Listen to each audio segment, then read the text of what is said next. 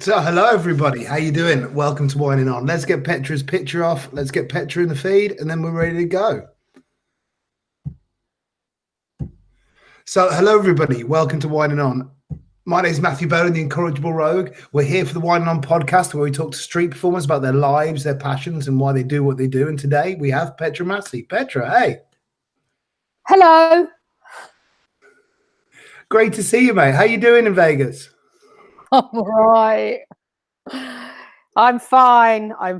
We're all good. We're alive. The sun is shining, and I've got a lovely cup of Lapong Poupon tea. Lapong Poupon. It sounds wonderful. Lapson Souchon. Lapson Souchon. Even better. Yeah. So Petra, we'll get straight into it. Why did you become a performer? At the beginning, why did you do it? Was you in a performing family? Were you driven to do it by a pushy mother? What was the inspiration? I was going to say because I couldn't do anything else, but I think that is partly true. But I can't remember when I didn't want to be a performer. That's how long ago I wanted to be a performer. Since I think my earliest memories were probably about 4 years old, incredibly precocious. My mum and dad had these green and sort of emerald kind of curtains that divided where we ate and where we sat, so the dining room and the sitting room. So that was showtime for me. As soon as I discovered opening and closing the curtains and exits and entrances, and being able to do that, and people pealing with laughter, because when you're a child, you're actually really funny because it's persistence. You just don't give up until someone laughs. And my dad was he wasn't a performer. He was an engineer in mechanics and electronics, but he was the performer always at the party, the one who got the most drunk and danced with the tent pole until the end of the night. And so I got a lot of my performing skills from him, I suppose. He was the idiot at the party. And did he encourage you to be outgoing in a similar kind of way to what he was? No, the opposite, because he was actually brought up in a theatrical family. My grandfather was an opera singer, kind of opera singer, come vaudeville guy. And then my grandmother, who I never met, was she's Basque, was a flamenco dancer. And they did a lot of vaudeville kind of style touring, and they used to take my dad everywhere. And my dad hated it. He was made to do ballet classes at the age of 10, and he absolutely despised theatre and despised anything to do with the theatre because he was made to do acting classes. And so actually the last thing he wanted either of me or my sister to do was go into the arts.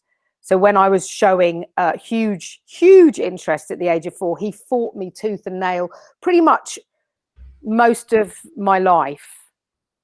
Okay. He wanted me to be a brain surgeon. But I take it that wasn't on the cards for you. It wasn't something you ever intended. I'm really thick. I'm really thick. I was never very academic. I was always sporty at school. And I was never particularly academic. And I think that would be an atrocious thing for me to be let loose on people's brains. Well, you are let loose on people's brains, just in a slightly different way. Yeah, but I'm not like going in with a scalpel or anything. No, metaphorical scalpel. So yeah. When did you begin? Did you start doing performance in primary school? Were you part of school plays? Were you avidly and proactively putting yourself in those positions then? Or was it high school? Yes. Avidly and proactively. We had next door to where my grandma lived, we had a local village hall, and again it was green, and I used to get all my little gang of friends, and there was about 7 of us, and I used to write the shows and get them to rehearse at my house. And this was probably when I was about maybe 6 or 7, something like that. And then what year this was? No, not at all. I don't give a shit. I'm 54 now. I was born in 66. So that would be about 72, something like that, 1972. So we used to, write them and do all of that, whatever. And they were kind of little dance shows and comedy skits and all of that. And were you doing them for each other? You weren't necessarily gathering people around to watch? No, we did them for the village. So the village would come like for Christmas shows, and you know, we'd pack in the village hall with all the families and everything, and we'd perform them. Oh no, this was professional, you know. And how did you promote this? Who was facilitating this? I assume this wasn't. Well, it was a village. It was a tiny village called Paglesham in Essex. Everyone knows everyone. There was one school, one shop, and 3 buses a day. So it wasn't hard to publicise it because everyone, you know, knew what everyone's business was. And it became a regular thing. It would be me sort of putting these shows on with my friends. Unfortunately, it got to a point where I'd sort of, you know, want all my friends to be in it, but then I'd end up taking all of their parts and end up being the star of the show. And they were always in the sort of my background dancers and stuff. So I was unbelievably precocious. There was one time that I did a show, and this is when I realized, I think quite early on, the horror and brilliance of comedy, where I'd done a little bit of, I don't know if I'd call it research at the age of 6 or 7 years old, but I would talk to a lot of people about, you know, comedy things and panto stuff. And I put together this thing with water. So you had a bucket of water, and it was this whole thing about throwing the water over the audience, and they'd see the water go in, and you do that 1, 2, 3, and it didn't go. And then we'd switch the water to lollipops. So the idea was, and they were Caramac lollipops. And the idea was that instead of throwing the water, the lollipops would fly out. But what actually happened was it was a bit sticky, and all the lollipops stuck together. So we go 1, 2, 3, whee, and then the lollipops came up like a massive bunch, huge lump of lollipops, and landed on a baby and a mother's head. So awful. Now, I shouldn't laugh because it was absolutely horrifying. It was horrifying. They weren't hurt. Everyone was okay. So that still makes me laugh. But it was that moment of seeing everyone's face of the joy and the shock and the horror that made me want to be a clown or comedian, or I don't know, an actress. No, I wanted to be an actress. No, that was the sort of thing that actually that made me lie awake at night for many, many years after that. And everyone was very kind of, they were all right, the baby's all right, the mother's all right, but I was a bit horrified. So you it didn't wasn't enjoy meant the to be. It Sweet was an Jeopardy. accident. You what? I said you didn't enjoy the Sweet Jeopardy. No, well, I did. I mean, it still makes me laugh now because it was just such a horrifying moment. But anyway, it's, you know, it's all about. You said a minute ago that you wanted to be an actress. So at that time, yes. Your idea was being like a film star. You wanted to be like people you'd see in the movies at that time. Totally, that's what I wanted to do. I had a movie book full of the old kind of, you know. God, all the names escape me now. Humphrey Bogart, was a massive fan of Humphrey Bogart. I had his posters everywhere, like the old black and white movie stars. And that's what I was in dream world. That's what I wanted to do, was to be a movie star completely from very early on. That was my dream. And so for many years. Did you start doing private tuition then, or did you go to a theatre school or any kind of learning before you later went to university? I was at an Essex Comprehensive. Well, I was at a little primary school, which in Paglesham, and then I went to an Essex Comprehensive. But I think at the age of 10, my mum found out about this thing called Focus Theatre Workshop, and it was on a Saturday morning and a Friday night, and that is what I lived for. So every Friday after school, I'd go and do like 2 or 3 hours of theatre there. And it was theatre, dance, mime, you know, all of that. And then Saturday mornings. And I had my own little gang of theatre friends there who I felt very comfortable with. I felt like I was more myself. And then when I was at the Essex Comprehensive, I was the hard nut. I wasn't. At first, I was really badly bullied. And then I became a bully and a hard nut in order to out-bully the bullies. But it was like I had 2 lives. I had my Essex fight to stay alive. Literally, I was in fights most weekends, and then or most after school. And then on the Fridays and Saturdays was when I felt like I was me. It was very weird. It was like living two lives. So you weren't part of the kind of in it clique theatre kids in school? No. Was there I was in the strait. Kids? No, I was at a very tough comprehensive called Rayleigh Park, which has since been flattened and made into a housing estate. There were theatre classes, but everyone sneered at them. And I was quite good. I have to say, I was quite good in the theatre class, but everyone was really horrible to me because they thought I was quite posh. So I was quite troubled for that first year. But then I learned how to not be posh and how to Essex up and be a tough nut. And then play both those roles kind of thing, really. It was weird. And there wasn't a theatre clique at our school at all. There was a fight clique, and I was part of the fight clique. I was very, very good at fighting, and I used to fight everybody. Even when I was in first or second grade, no, not grade, because I've been in America too long, first or second year at school, I would be fighting the fifth years at school. We had this thing called over the mound. And so when there was a fight, everyone would go over the mound so the teachers couldn't see you. And it would literally fight, fight, fight. And you'd all stand in a circle. And the person that you would fight with, your best friend would be behind you. And then the other person, their best friend would be behind them. And then you got pushed together like a cockerel fight until you kind of clashed. And then you just start punching the shit out of each other. So you can see I had two very different lives. I had my fighty, comprehensive life, which was very untheatrical, but had its own kind of dynamism. It definitely sounded the dramatic. right word. Yeah. Explosiveness. And then I had my theatre Friday, softy Saturday. And I'm still in touch with some of those people now from that Focus Theatre workshop who are family to me. We grew up together. From the cockfights. None of the people from the cockfights. I see them a little bit on Facebook. I mean, I don't use Facebook anymore, but because my family is still in Essex, we sort of bump into people every now and then, and I see them, but I haven't seen anyone I had a fight with. Were you cognizant at the time of having these two characters? Were you aware of what you were doing? Yes.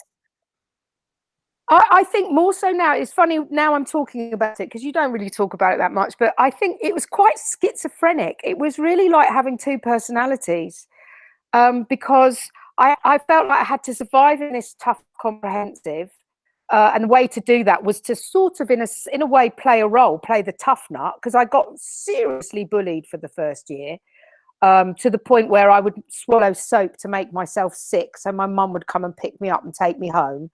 I don't know why I bothered swallowing soap. I could have just pretended. That was really method. And then, and I'd like, fuck, like fucking, yeah, fuck, like that on the weekdays at school. And then on the Fridays and Saturdays, I would be terribly posh and terribly theatrical. And in our Focus Theatre workshops, we had, we called groups like Nureyev and Fontaine, and we were named after all like the ballet dancers and the famous actors and actresses. And I felt more myself there than I did at school. At school was just like literally fighting to stay alive. It was a really, really rough comprehensive. And how did you develop in the theatre school then? What did you notice? What were the things you started picking up on and started to learn?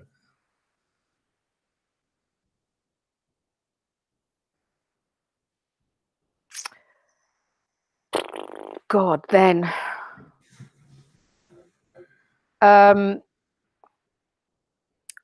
It was just the joy of being in front of an audience. I mean, that happened very early on from the curtain days at my parents' place and the village hall where I threw lollipops on a baby's head.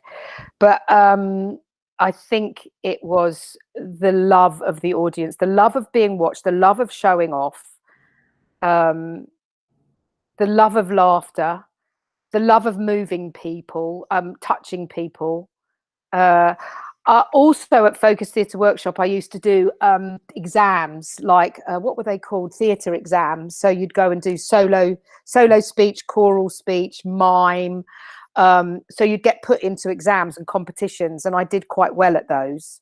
So that kind of, you know, because am quite competitive. So that was a kind of a big exacerbator. Exacerbator? Is that the right word? It is a word. Is that the right word? I don't know. I think encourager. No, yes, it's not it is, but it doesn't, not in context with what I'm talking about. Yeah, I'm trying to search for the correct word. Encourager. Let's do encourager. That. Are you still with us? Yeah, thank you. No. That will happen in the interview. So, when you were doing that, were you aware of the kind of book skills for it, the theoretical knowledge of being a performer, or were you more just, because it appears to me, just by the sounds of it, you throw yourself into stuff, and that I'm not doing of it. I wasn't a big book reader. I'm still not, sadly, which is why I'm quite thick. I'm very hands-on, and I'm very immediate, and I'm very spontaneous, and learn as I go. It's funny now, as I'm older, slightly older, and especially during lockdown, because there's lots of webinars, and with SpyMonkey, and we're doing, and actually a lot through SpyMonkey, you kind of analyze your work more.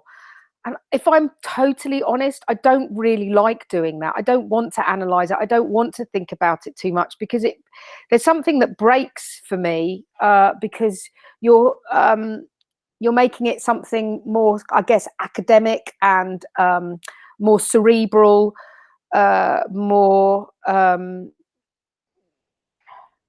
reflective, which none of these are bad things. It's just not my bag. I like to just do it rather than think about it. You want to feel the spontaneity of it, and the yeah, I'm not into really breaking it down and finding out why. I'm interested in listening and hearing about it a bit, but I'm not interested in doing that for myself and with my own work, and I find that quite challenging, because it kind of, I don't know, it takes away a bit of the magic for me, I suppose. And you know, there's so much of it that's just of the moment and of the time and spontaneity. And when you start looking into how all of that works and all the intricacies of that, it's not something I necessarily want to do.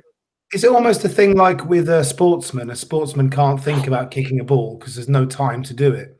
So if he thinks about the physical process of kicking a ball before he kicks it, the ball's going to have gone past him. And is it a similar kind of thing in your process? You want to be intuitive? Yes, and it's also like, if you start thinking about kicking the ball, then you won't be able to kick it very well, because your timing will be off, because you're not, that's exactly what it is, you're not in the moment. And I love being in the moment. Yeah. Cool. Well, take it out of that moment and putting it back to being in high school. By the way, Alex Danbridge says hello. Hello, Alex. When you were in high school... Alex. I knocked Alex's Christmas tree over at a party on New Year's Eve, and all his baubles got smashed. You broke Alex's baubles? I broke Alex's Christmas baubles, I think several times on his New Year's Eve bash. Yeah. Anyway, the little anecdote. So when you went out of high school, you went to university to study, and you studied performing arts. Am I right in thinking that? Yes, you are. We did the same. I gently stalked you, Matt, and we both went to Middlesex. We did indeed. I don't call it Middlesex. I call it Hornsey School of Arts, because I want to sound all posh. But it wasn't been that since the 60s. In the 60s, I was at Cat Hill. In the 60s, they protested and they occupied all of the arts departments. And so they got kicked out of the 5 main arts academies in London.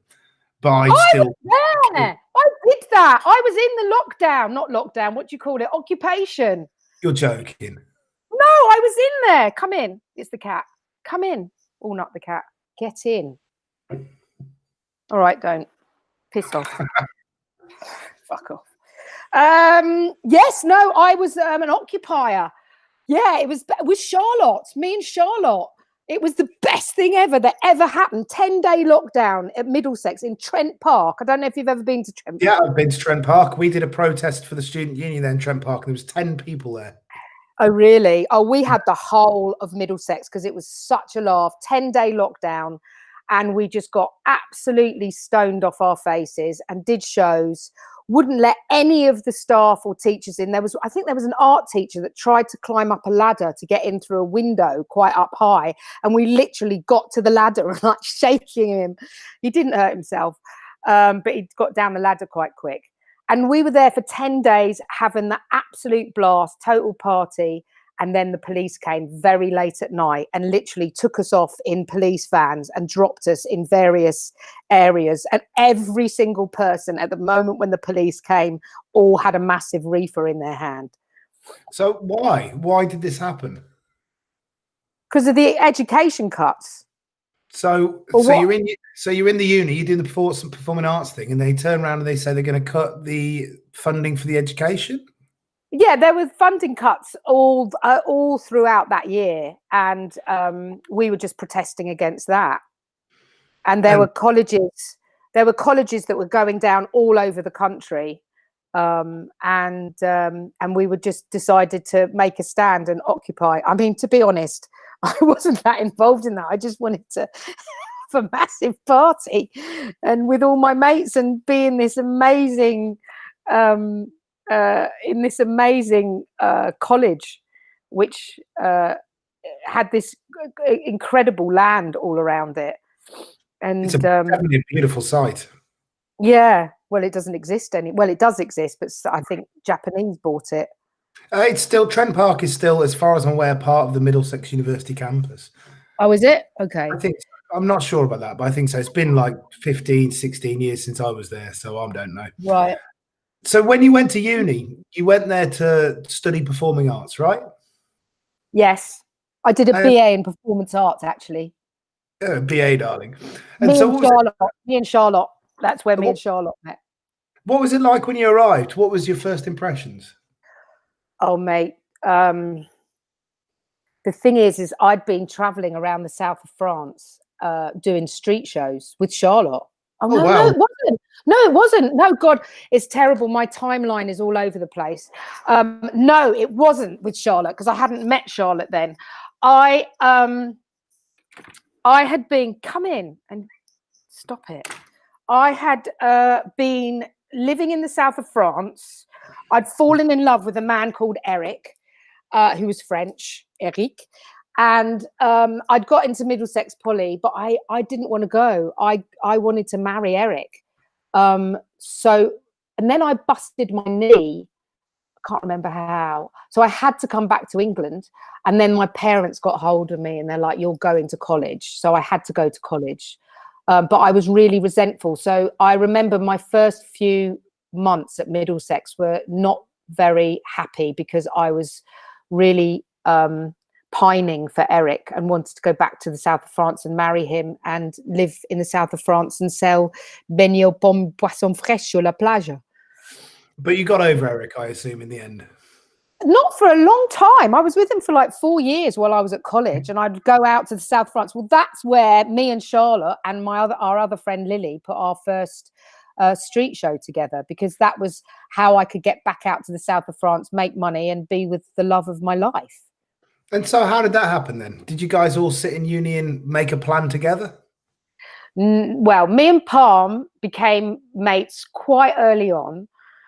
We used to just dead leg each other a lot and dead arm each other a lot.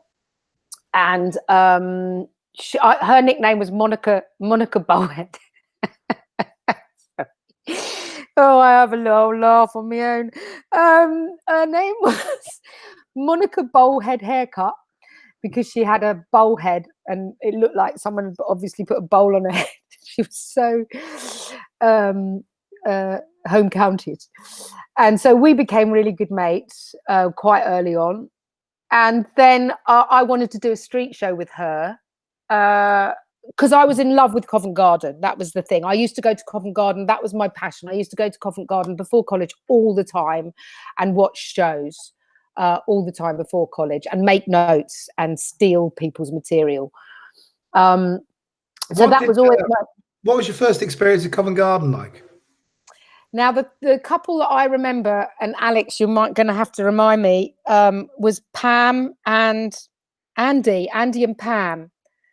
They were doing a number, and it was all kind of like vignettes. It was like little vignettes of a half-hour street show. So they'd do like robotic number, and it was all kind of mime to music and stuff like that. And that had huge appeal to me. Was that Andy Sinclair?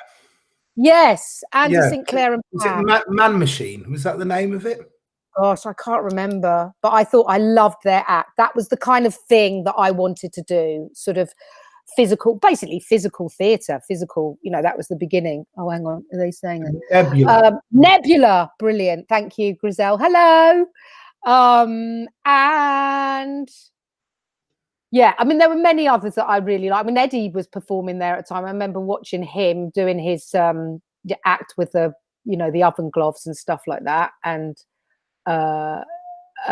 anyway, I sidetrack because I'll just start talking about everybody. Well, before we go on to writing the shows, what was the impression on you as a person going to watch the shows in Covent Garden rather than the shows themselves? How did it strike you?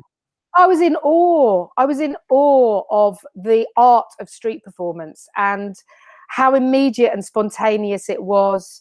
How, you know, the backdrop, you know, was the world passing, and how playful that was. And it was magical for me, and very nerve-wracking to think that, could I do that? Could I do that? Could I just be that mad?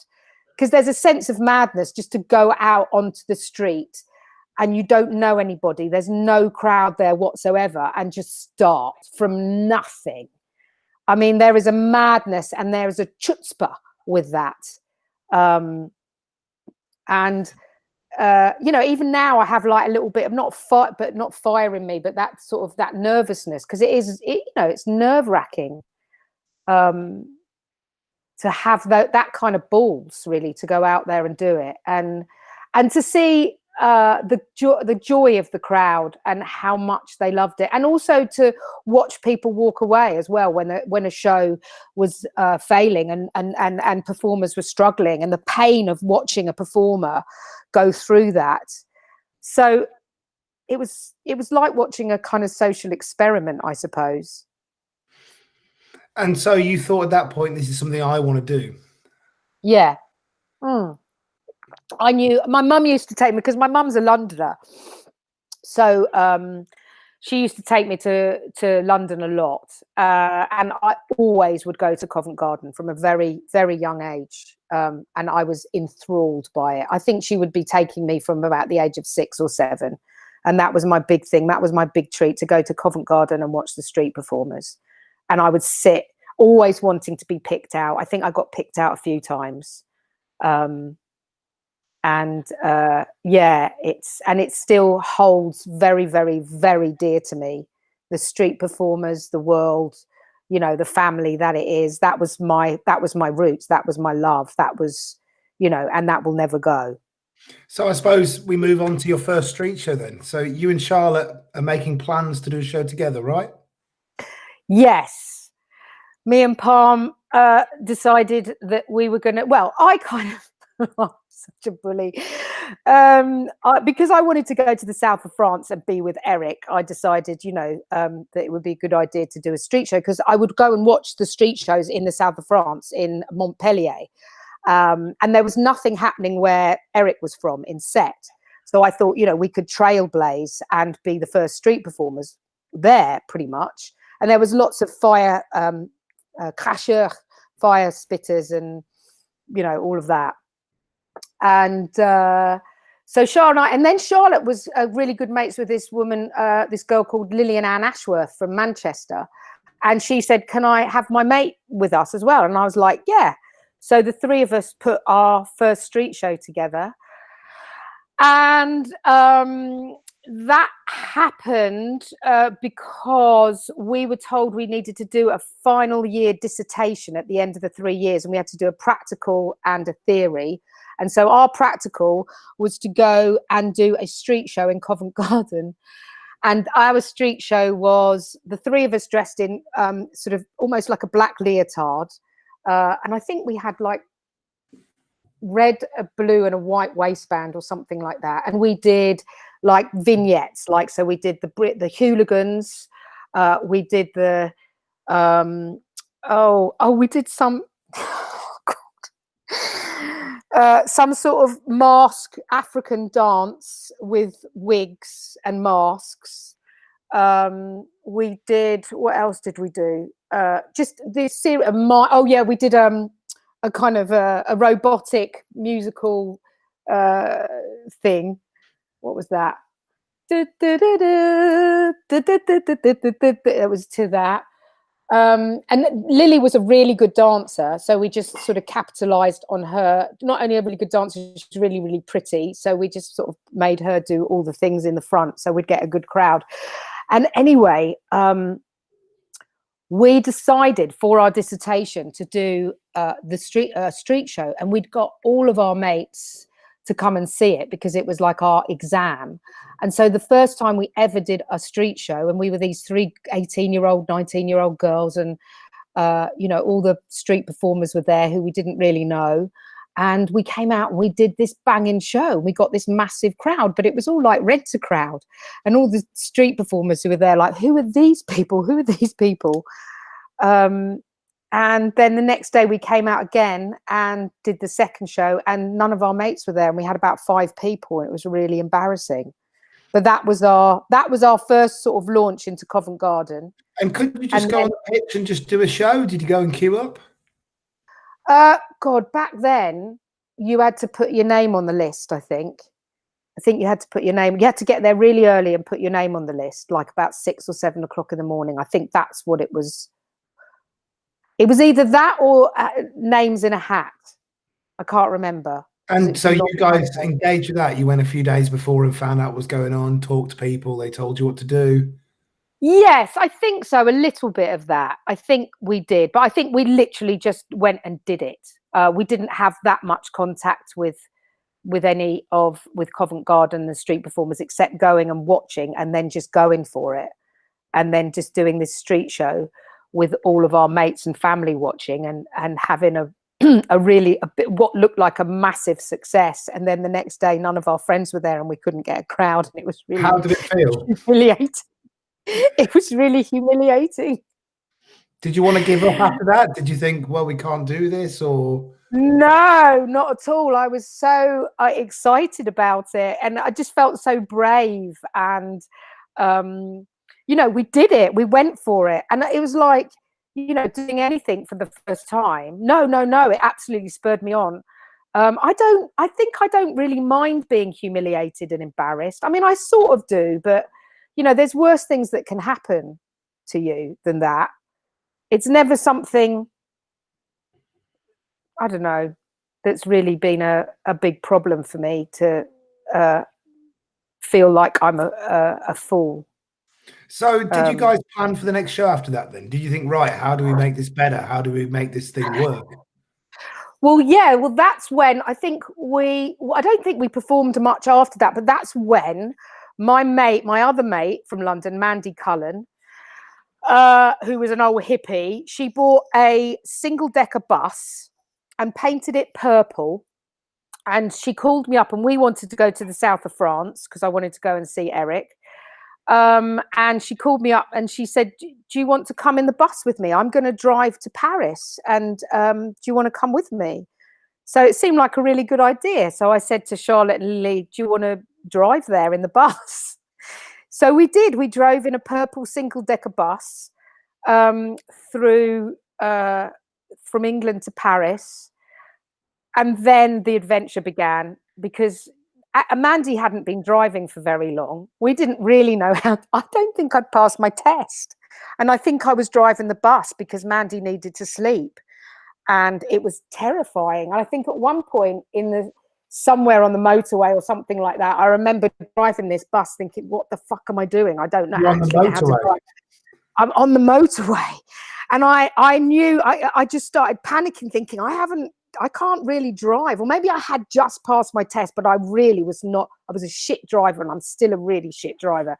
And I just remember braking really hard like that, and all the girls were in the back of the bus, and they literally flew from the back end of the bus all the way to the front end of the bus and looked at me like they were going to kill me. And I wasn't really allowed to drive again after that. But we had some brilliant times and some horrendous times. There was one time, I think we were in the south of France. We'd got to the south of France, and Mandy still stayed with us. She ended up hanging out with us.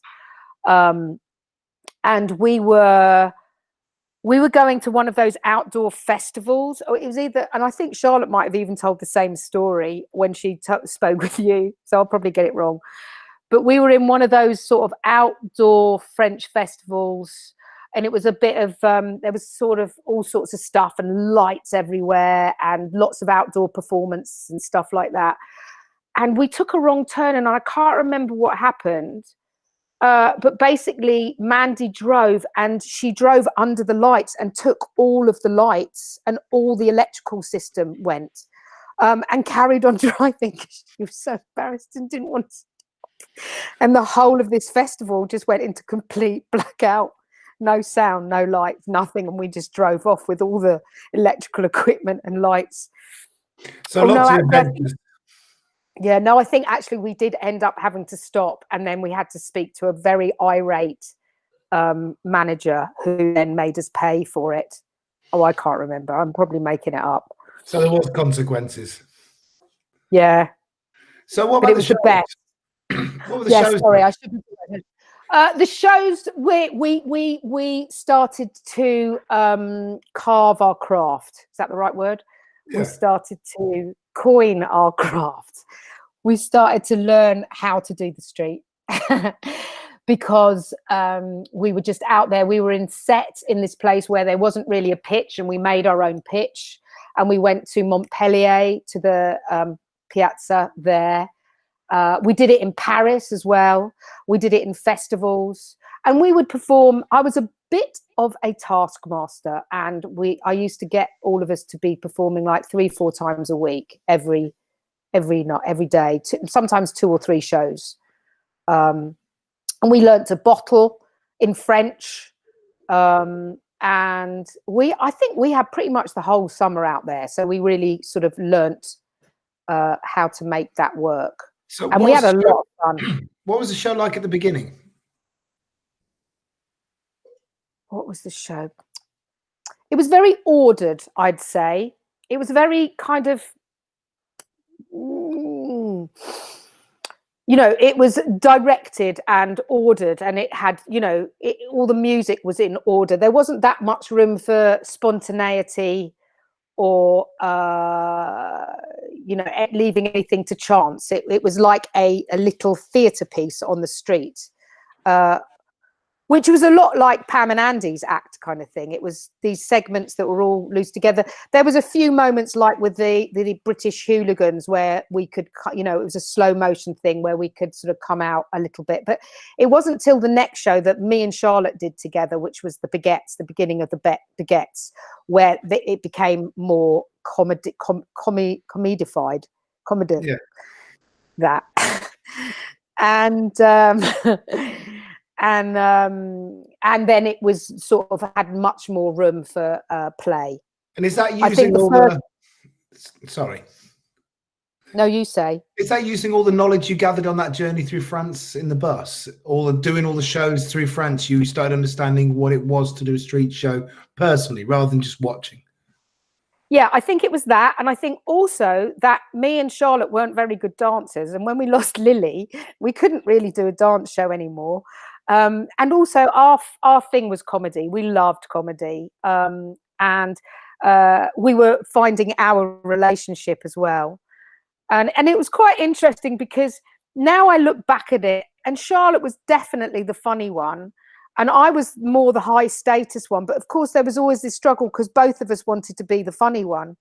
And Charlotte was just, and is just naturally funny. And I didn't let that, I didn't have the experience or the wisdom or the generosity, I suppose, to let her breathe with that. you know, it was always. How was that happening in the show then? You said you didn't have the generosity to let her breathe with it. Were you telling her, no, we're doing this? Or Yeah, I was incredibly bossy. I was a right fucking bossy bully. I had huge drive and huge, you know, I had a vision and I knew what I wanted, and I, you know, and Charlotte, bless her, just like, oh God, just, you know, all right, shut up. And, you know, I don't think it was because we had good times as well. We had fantastic times. But I think, you know, when I look at our comedy partnership then with the experience that I've got now, it would be in a different sort of, with different eyes, I suppose. We were just cutting. That's what I was looking for. Cutting our teeth. Is that right? Cutting our teeth? Yeah. Yeah. We were both cutting our teeth and we were both finding out, and we didn't really know about, we had a brilliant teacher. I mean, he was well, we had two brilliant teachers, John Wright and Hugh Thomas. And actually another guy who kind of worked with Monty Python, and I can't remember his name, it's just escaped me. And they were really our guides and our teachers. But, you know, we were very young and we were learning, you know, how it went. When you say they were your guides and teachers, was this on pitch? Were they sitting behind the shows, watching the shows? No, not at all. John Wright actually advised us not to go and do the street. He said that you'll lose your subtleties, and he was very, he said, you know, by all means go and learn and all of that, but be very, very careful because, you know, if you want to play in the theatre, you're going to lose any subtlety. That's what his thing. Hugh Thomas was stand-up. So I learned a lot through him because I did quite a lot of stand-up then as well, with another partner, Simon Thompson. And then this other guy that I can't remember, he was more clown teacher. Wish I remember his name. No, he was later. No, he was later. No, this was a teacher at Middlesex. Okay. So, yeah, but, you know, then you just, I mean, you know, with the street performing, for me, it was a way to be able to do what I love, make money, and see Eric. But Eric got left by the wayside and the street performing didn't, right? Yeah, I guess. You know, Eric didn't want to travel with me, you see. I wanted to travel around the world, and he didn't want to travel with me.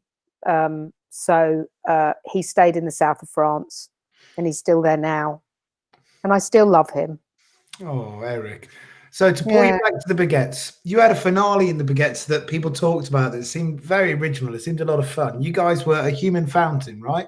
The human, actually, Matt Bowden, it's the human revolving fountain, actually. I'm sorry, I underplayed it.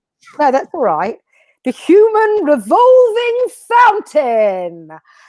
And basically it was Charlotte standing on my shoulders with me with a squeezy bottle in between my legs, and her with two squeezy bottles in her hand, and an umbrella with the squeezy bottle on top of the umbrella, that we would then spin around to Vivaldi and be the human revolving fountain. It sounds wonderful. Yeah. How do you think of that? That's an original finale. You don't see original finales nowadays. I don't know how we thought of that. Well, it comes a little bit from Charlotte because she was brilliant flautist, and classical music was very much her sort of upbringing. And I think it came probably from that. And getting wet. I don't know how we came up with that. I think the idea, the gag of the umbrella, the water on the umbrella, you know, doing a bit of acrobatics. And yeah, I suppose this was the beginning of us devising stuff, you know, devising material together.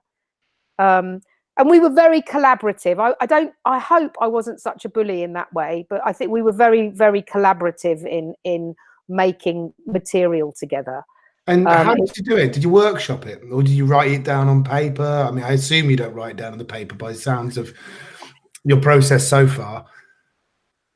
I think we did a bit, you know. I think we would rehearse in each other's flats and houses at the time.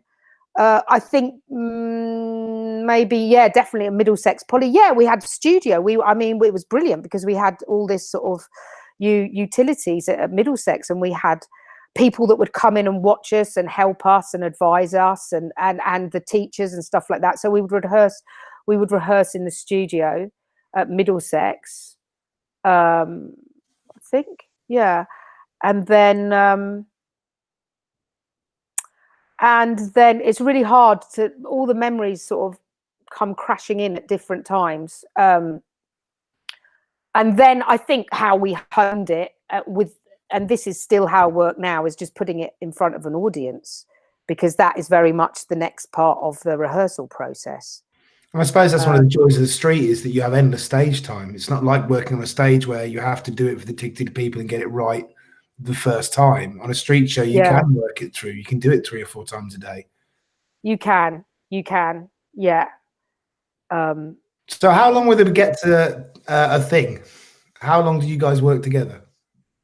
I think it was for a good 4 years, I would say. I would say it was at least a good 4 years. And then Charlotte ended up with sciatica because I used to stand on her back a lot. I feel terrible about that. So she used to do, I think it was in the Hooligans. I think it was the Hooligans. And she used to stand, you see, like that. Can you see me? Yeah. She used to do like that. And then I would stand on that bit of her back. I'd jump up and stand on that bit of her back. And over the years of doing that, she ended up getting these shooting pains. And also she used to carry the trolley home every night as well.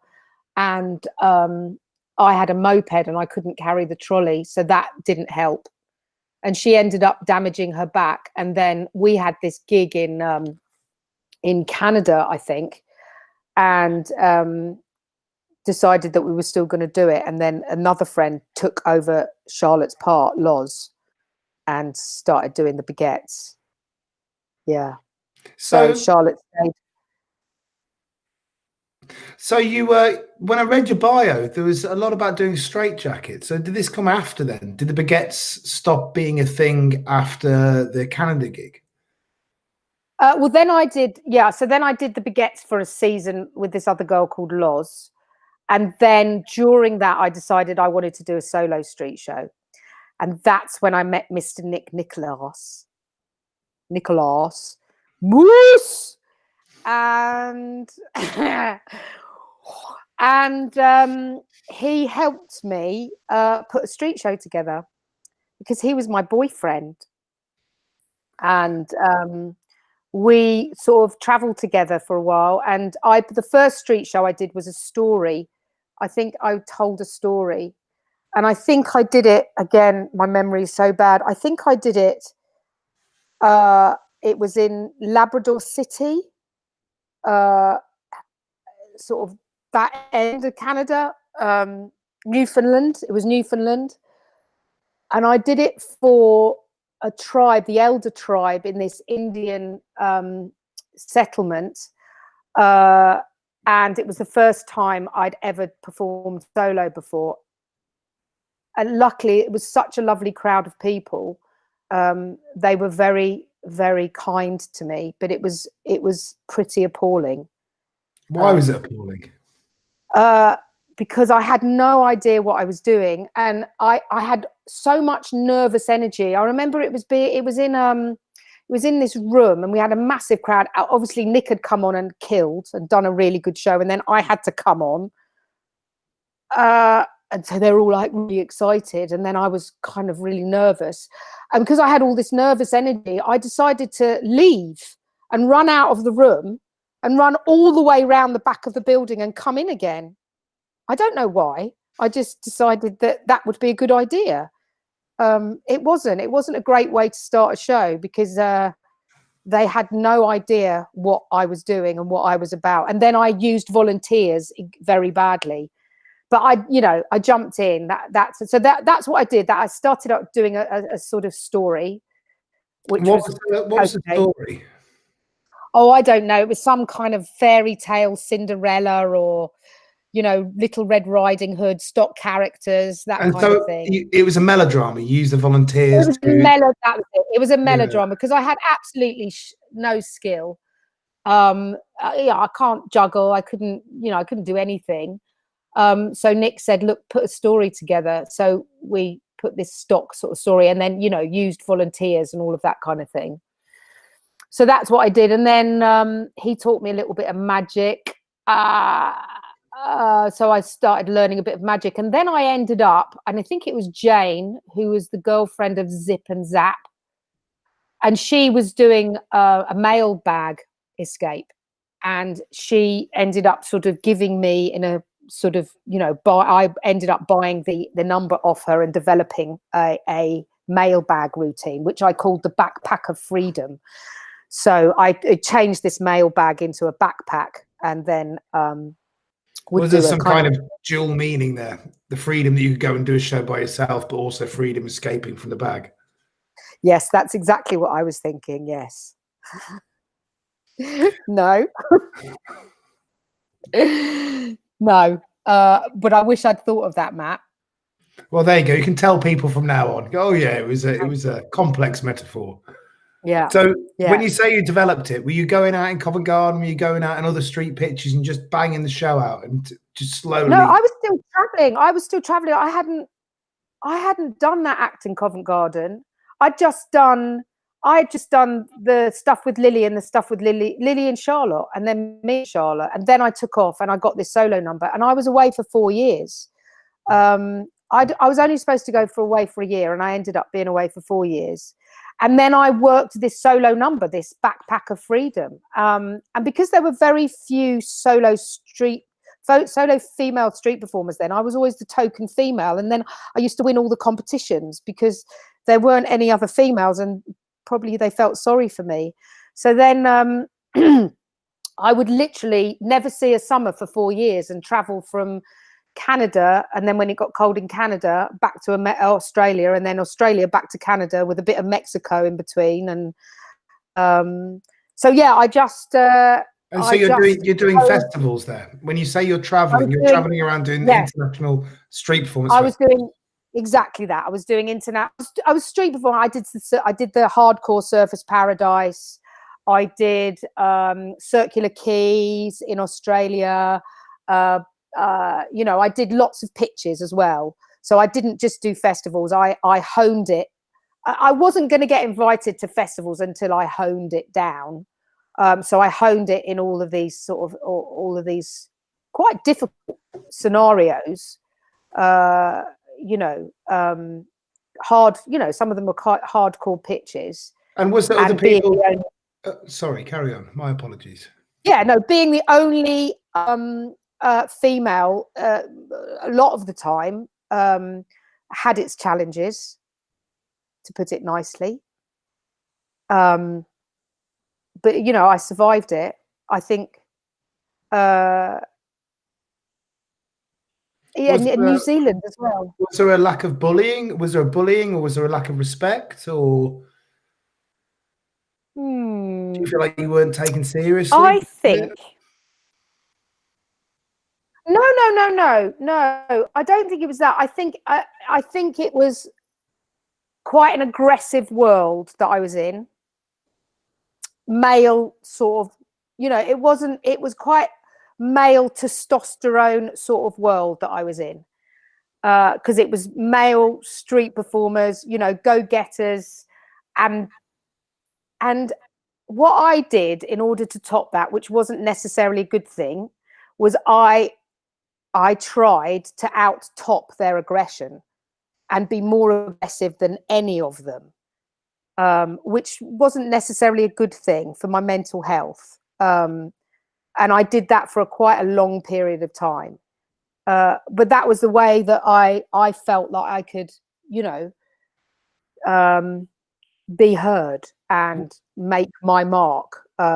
Was this, did this become a thing being in bars, when people are drinking in bars and they're trying to jab at each other and one-up each other and do ridiculous stuff, and you'd be there trying to do one more than everybody else?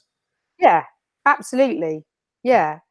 And I didn't know, it's not that I didn't know any better, but I was very young, and I was very excited by life, and very excited that I was street performing. I was doing what I dreamed of. But you know, and it wasn't always like that, you know, but there was a lot of the times it was very hardcore experience. It was the school of hard knocks, without a doubt, and I had to fight to survive. That's what it felt like to me. I had to really fight to survive.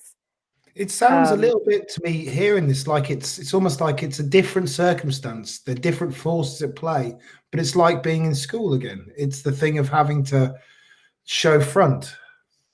Yeah, it was a bit of that. It was like I wasn't going to be bullied again, and being kind of smaller than everyone and female and, you know, all of that. I wasn't going to let anyone get the better of me. That's kind of what it felt like. And was it all tension? Was it all, you know, people trying to one up each other and play pranks on each other? And was the camaraderie? Was the support? No, of course there was within that, you know, there is a family, but it was like everyone was always on all the time. There was no peace. It was just on. And, you know, we were all in our 20s as well. And there was no gentleness until I discovered other female street performers like Tash and Peony, who were out there at the time. That was lovely.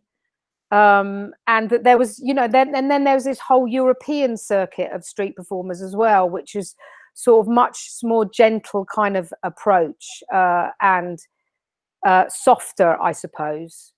Less frat boyish. Yeah, I don't. It's because these are mates, and, you know, it was just hardcore. They just went for it, and I got wrapped up in that, and I went for it just as I was part of that. I went for it just as hard, if not harder. I remember having a fight. It was a play fight. I don't know if I should be talking about this because I'm supposed to be talking about shows and performance and stuff, aren't I? Well, it's a living history, so it's about the culture as well. So in 100 years, when people decide who we are, you know, this would be part. I remember having a fight, and I think, oh God, I kind of remember all the people. It was Ozzy, Mel, Nick. I can't remember who else, but, you know, big guys, and the whole thing was about trying to hold me down. The whole thing was trying to hold me down. I think even Andrew Mantry was there. He had the snake. There was the snake in the house as well. And it was a game. It started out as a game, but then it just went into a whole nother thing of me, like, making damn sure that nobody was going to hold me down. And I was fighting these massive guys, and they were all having a right laugh. But for me, it was like life or death. And it just got really out of hand, where I absolutely lost it and went absolutely bananas at all of them. And that was the level where I was at, you know. And it wasn't. It was sort of peaking experiences. It was what it was. It was just all one of life's learning curves, I suppose. Did they help you when you were developing the shows? When I said camaraderie, yeah, of course, there was huge support there. Yeah, there was lots of love and lots of support and lots of care and looking out for each other. It was just very male and very aggressive. You know, that's how it was. Yeah. And you say when you found the European circuit, so did you go from Australia, and I assume this was Australia where this was happening, majority of the time Australia, and then go?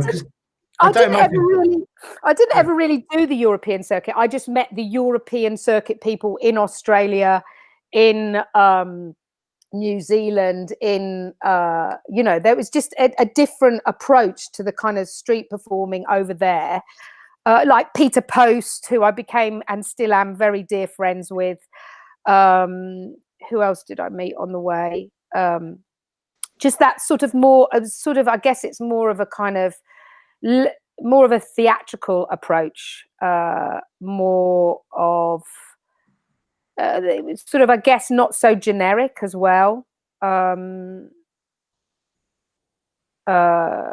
Seeing it more as an art and as a something to be invested in instead of it being a spectacle. Yeah, just I wouldn't say, because you know, it's just two different approaches. There was the sort of they're just very different approaches, really. Yeah. And so in Canada, did you have the same? Is Australia the kind of testosterone fuel thing? I assume Canada is. I can't imagine Canadians being the same, you know. And I speak to some of the old school Canadian guys. Yeah, but the street performers were coming from all over the world, so it was like, you know, when I was in Canada, I did the and this was brilliant. I did the theatre festivals. So they had like little mini Edinburghs from, I think, pretty much they started in Halifax, and I think they went all the way to Victoria Island or the other way. And that was brilliant because you had all your pitches, and then at the same time you could also, I was doing a theatre show. I was doing Panic at the same time, and that was structured, and they would start around May and they'd go on almost through to October.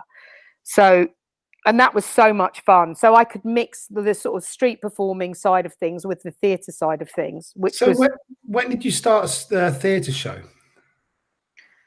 That actually started when I was in New Zealand for some reason. I was in Wellington, and because it was a much smaller community there, and I'm not sure how I ended up in New Zealand. I just did. I think again it was with Nick, because we were traveling around in a truck. He had a truck there, and I met all of these kind of creative people and artists in in Wellington, and I met a playwright called Ken Duncombe and his associate, who was an actress and writer, Polystyrene Pam. And I talked to them about this idea, and we all collaborated and wrote this show together called Panic. And then I performed it at the Wellington Festival. And that's when I started to tour my theatre show, as well as my solo theatre show, as well as my street show. So I'd use my street show to publicise my theatre show, which worked very well. And I was very happy with that. That felt more me. Yeah. Did you have drive? It's okay. Sorry, there's someone just knocking at the door. Wait, hang on. Do you mind coming with me? Yeah, of course. I'll see who this is. Interesting, everybody. Don't know. Maybe I'm hearing things. Hello. Hi. Oh, hi. Hi. I'm sorry. I'm not going to take a lot of your time. That's okay. I'm just on an interview at the moment. Oh, okay. Hi. Hi. We're here with Nevada Energy. Oh, it's Nevada Energy. Yeah, and we're talking to homeowners about how to save on your Nevada energy bill. Oh, Nevada Energy. Can I do that at another time? Sure. Is that all right? Well, we could come back around a little bit later. Yeah, okay. I appreciate it. All right, thank you. Bye. Take care. It's Nevada Energy. There you go. Trying to help you save money in the Nevada energy bill. Now, can I do something else? Yes. I really need to pee.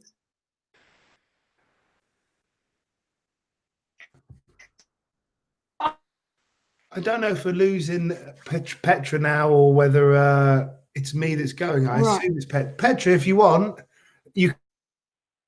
No, I'm here. Can you hear me? You can go for a minute. I can chat, and you can come. Yeah. Do you mind? I can hear you. I have to pee. And look, do you want to see what's happening outside my house? Cool. Right. Oh, please do. This is Michael. Oh, I was just going to get you. No. Never mind. Right, I'm coming back. Cool. Right. So what's quite interesting I found about that was back in the day, I heard there was this real competitive kind of atmosphere between the performers. All the performers would try and one up and try and do the biggest stunt, be the most outrageous person there. And I've heard lots and lots of stories about the performers doing these dangerous, inconsiderate, but quite funny, crazy things to try and one up each other. And it was interesting to hear Petra's perspective and see this running theme of her having to front to survive in the environment she's in, and being in that environment and feeling like she has to front out even more than she would have had to in a normal environment. It's strange. It's strange to see that in the Australian scene where there was this idea of being a street performer more than there was this idea of being a comedian or actor or an artist and then going and doing street shows, that there seems to be this thing that developed around the identity and around being huge and big because that was part of the identity of being a street performer. Interesting. I like what you're saying. There you go. So when you were touring the theatre show, yes, is it something you thought about before you were doing the street? Were you happy doing the street? Up to a point. No, up to a point. I really enjoyed street performing, but then I wanted something else, I suppose. Was the show successful? What? Which show? The Backpack Freedom show. Was it? Yeah, relatively. Yeah, I think I did all right. You know, I got by. I made money. I made a living. I learned lots. I met amazing people. I traveled the world. I think actually what happened is once I came home and I started doing it, and I remember being in I can't remember, somewhere in the middle of England doing a clown festival, and it was pissing down with rain in the winter. And I just thought, why am I doing this? This isn't any fun. I think traveling around the world doing street performing was great. And also the weather had a lot to do with it. I never saw a winter for 4 years. And then suddenly doing it when it's pissing down with rain. And I'd done that. I'd done a couple of years in Covent Garden. And it just wasn't fun for me anymore. It wasn't enjoyable for me anymore. And I wanted to do something else. So it stopped. When it stopped being fun, I stopped. And I literally packed it up and put it away and didn't street perform again for many, many years. So what was next after that then? Unemployment. So when you stopped doing the street show, you stopped doing the panic show as well, right? Yeah, I did. When I came back to England, I did the theatre show at the Etc. Theatre in Camden Town, and it did pretty well. It did all right, you know. It got some nice reviews and everything. But then I decided that you couldn't make any money from that, really. You know, you were putting the money out all the time.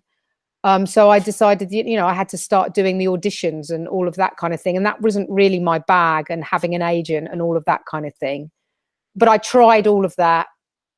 And then I just went into serious sort of not making any money and wondering what I was going to do. And then a sort of hiatus, but not refusing to do the street. I just didn't want to do it. I wanted to find something else. And it was quite a few years of wilderness, trying to find what I could do. And I ended up doing a bit of stand-up, but that was kind of like my street show. That was like a mash-up of my street show and stand-up material together. And I didn't do badly at that, but again, it wasn't my thing. And then I ended up auditioning for TIE, Theatre and Education. And that's what kind of started me off again, being in a company, because I tell you what it was, actually. It was being solo. I got lonely. I got really lonely on my own.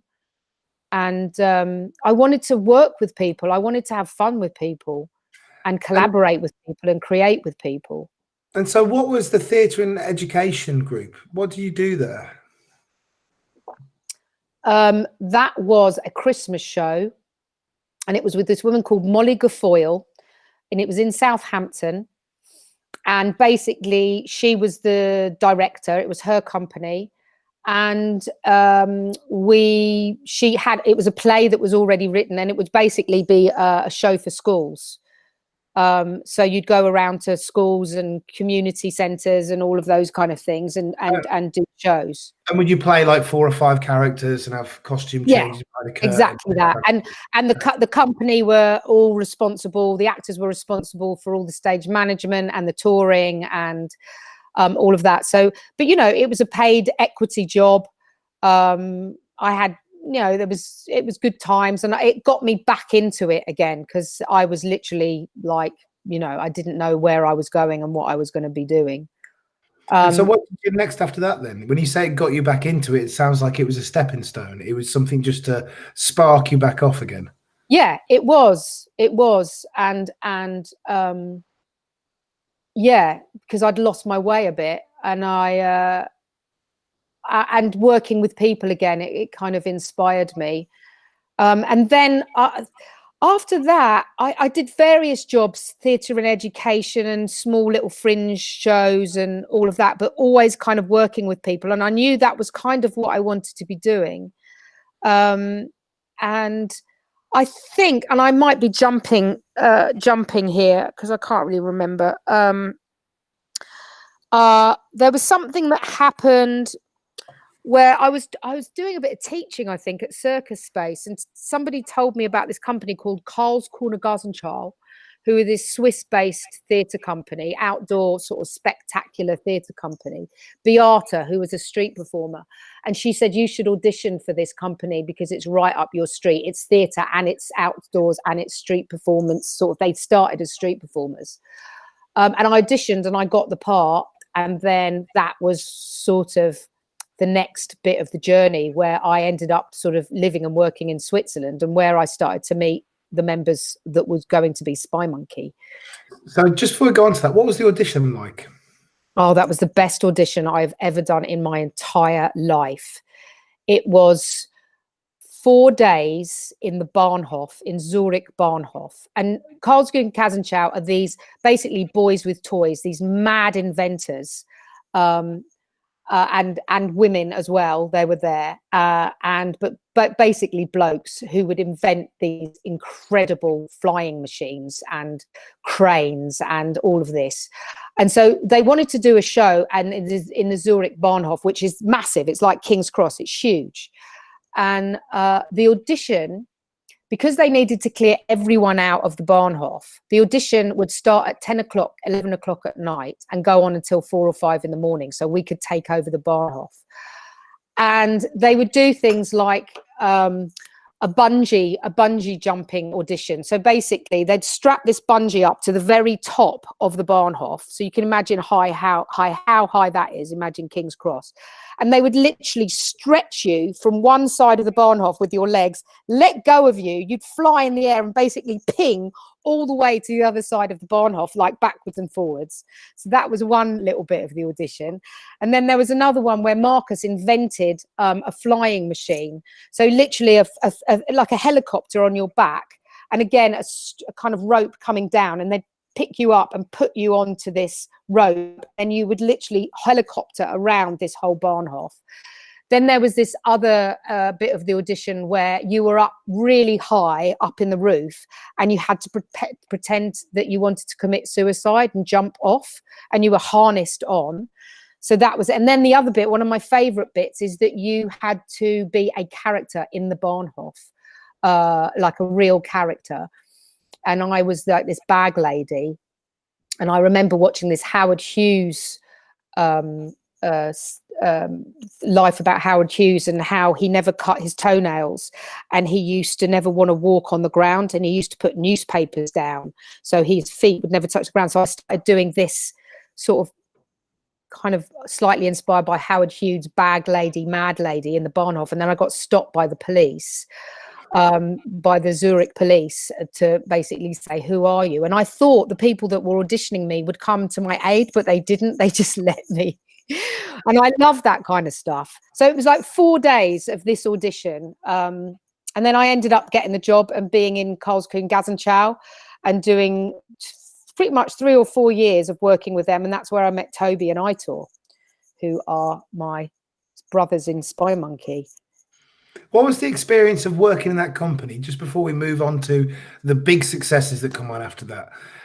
What was it? It seems crazy. You're jumping through fire. I read somewhere being shot on through shopping trolleys through fire and all sorts of different things. What was the experience like? Loved it. It was like, I was in my 30s then, and the shows were like, one of the shows that I did was Steinbruch, and it was set in a quarry, and it was this massive quarry, and I was riding like a 1960s crane that I used to have to lock, so it would just go round and round in a circle, but I'd never get it right, and it used to go like in a really wide circle into the audience. And then there was another thing where I would be on the back of a motorbike, and I would motorbike would stop at the pond, and when I say a pond, it was like a say 4x4 little man-made pond. Inside that pond was 2 shopping trolleys and a whole bunch and a rock, and I had to make sure that I always flipped off the bike in between and then got pulled up in to do this like pyrotechnic thing. So it was hugely dangerous, especially when it rained and it was slippery, and got, you know, we would perform from like May through to September, October, and it used to get really cold and icy, but it was amazing. It was amazing. It had a kind of arena of about 2,000 seater. But I think what it was for me is, after performing in that kind of huge sort of site specific scenario, you were just kind of tiny as a performer. You were tiny against the backdrop of the quarry and the pyrotechnics and all of that. And I wanted, and this is where, you know, the marriage of SpyMonkey happened, is because we wanted to do something small and intimate as opposed to this huge, large spectacle. So for those years that I did it, because I was so physical and athletic, and, you know, I had so much energy, it really served me very well for that time. But you felt like when you moved on that it was a natural thing. You weren't sad to move from doing these huge, big, dangerous, adrenaline-fueled spectacles. No, I'd done 3 or 4 years and 3 or 4 shows with them, and it was time to move on. And I also did Circus Knee as well with them, with the company Karlsruhe and Gazenchow. They asked us to be in the Knee Circus, which was quite incredible, with an animal circus traveling on a train with, you know, the giraffe and Sheila of the rhinoceros. And wow, well, I have to ask you, what's it like traveling on a train with animals like that? It was extraordinary, because you lived in the train. That was your that was where you lived, and it was sort of like a little caravan. But then in the nighttime, when they were packing it up, they'd shunt. You'd be sleeping, and they'd shunt it all together, and then pick it up, and then put it on the carrier, and then you'd be like that all night, like, you know, with all your salt and pepper falling all over your head, and then the next day pitch up and do the show, and it was extraordinary. It was an extraordinary time, and I did that with Aitor, who's in SpyMonkey. He was in that show. Toby wasn't in that show. And yeah, that was the hardest I've ever worked in my life. That was 9 months. And I think over the period of 9 months, we had 11 days off. And some days we'd work 3 months straight, and we'd be doing 2.5-hour shows. That was the hardest I've ever worked. I ended up in hospital after that, because I wasn't eating properly. And I ended up fainting on a harness. I was on a bicycle spinning around on a harness quite high up. Luckily, I had a harness on a high wire, and then I fainted on it. And then I realized that my blood sugar was down. Anyway, that's a whole nother thing. So just before we go on to SpyMonkey, you're doing stuff there that you said you had no skills. You said, I don't juggle, I don't do this earlier on. And it didn't seem like a period you'd gone 2 years to develop circus skills at any point. But yet you're on a high wire, spinning around on a bicycle. How does this happen? Did you go through training to do it, or? No, because you were harnessed onto it. So I wasn't going to fall off, even if I fainted. It was like, you know, anyone could do it as long as they didn't care about heights. So it's just having the bottle to do it. Yeah, pretty much. Yeah. I was, you know, I describe myself as jack of all trades, master of nothing. You know, I can do a little bit of things, you know, badly. Enough to sell a big, you know, international circus show. So it's okay, I think. Yeah. So you formed SpyMonkey from there. So, yeah, that's where, well, you know what? Toby had seen me in Mama Lucas, because I was in this circus show called Mama Lucas. Toby had seen me there and asked me to come and audition for Karlsruhe and Gazenchow. And then, yes, so then we did Karlsruhe and Gazenchow, and then we started writing, devising. And the guy who was the director of Karlsruhe and Gazenchow, we asked him to come and be in SpyMonkey for a while. So he was there before Stefan, who's the German guy in SpyMonkey. So we did our first show, and we got Calma Crystal in, who then was sort of directing people like us. and Lucy Bradridge, who's our designer. And we worked together for 10 days, I think, or a week, devising around the idea of Burke and Hare, who were the body snatchers, the Scottish body snatchers. And it was all to do with the kind of what really excited us was the kind of dark humor and laughing when you shouldn't really be laughing. And that's kind of was the inspiration for doing Stiff, undertaking. And that week that we worked with Cal, there was this brilliant woman called Franzi, who was also helping us, assistant director to Cal, who was videoing the devising work. And we couldn't actually see anything on the video because she was laughing so much. The whole video was just moving up and down and pissing herself. I've never laughed so much. That week was the most amazing week, and then continued to laugh that much for the next 20 years with SpyMonkey.